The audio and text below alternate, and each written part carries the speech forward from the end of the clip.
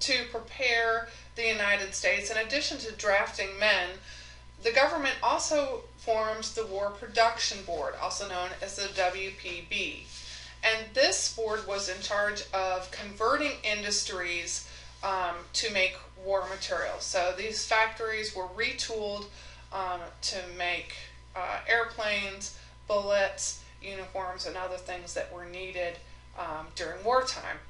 Scientists were also mobilized, and their jobs were to create new war technologies, including a special focus on radar technology, sonar, medicines such as penicillin, and of course, in very secret, we were working on the Manhattan Project, which was the development of the atomic bomb. Women step up again, okay, stepping into many roles to help with war materials. Rosie the Riveter, and we'll see her picture in a minute, I'm sure will be familiar to you, represents the working woman of World War II.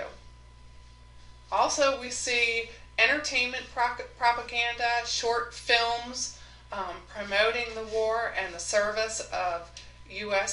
citizens, newsreels showing various war activities, and posters and advertisements. There's Rosie the Riveter.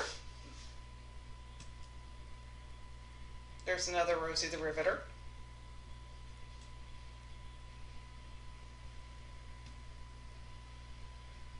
And this is some of the propaganda in poster form.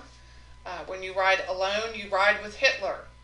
This is encouraging car sharing, carpooling. Save gas. Okay. This is a poster, of course, encouraging labor and management to work together, to be cooperative in order to be productive.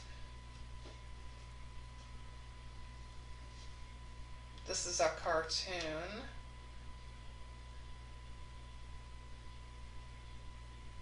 Uncle Sam getting ready to go after the Japanese.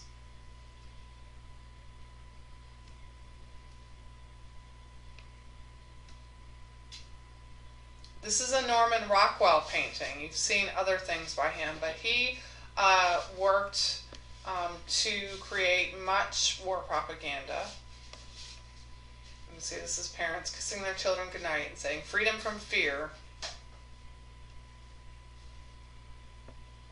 "Don't let that shadow touch them" by War Bonds. See the swastika. The government also created the Office of Price Administration, and this was a bureaucracy designed to control prices in order to prevent inflation. And many products were rationed, trying to conserve. And this was things like butter, of course.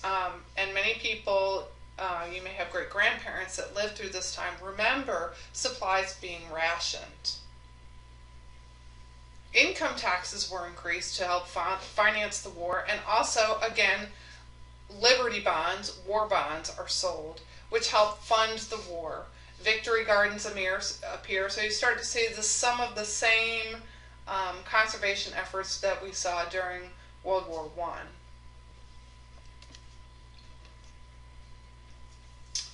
The other thing the government did was fearful of Japanese spies on the West Coast because of what happened at Pearl Harbor. Japanese Americans were considered highly suspicious.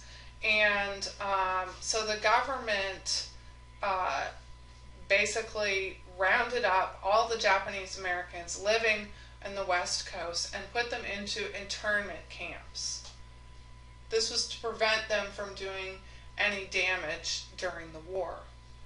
This restricted their civil liberties. Of course, they were put behind barbed wire and suffered terrible abuses: isolation, hunger, separation from family, illness, other abuses.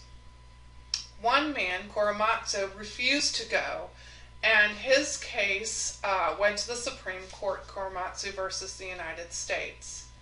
And in this case, he lost and was forced to go to an intern camp. This case made discrimination against Japanese Americans okay. It made the segregation of them temporarily legal. That's it for this presentation. In the next presentation, we'll talk about how American contributions to World War II helped turn the tide for the war.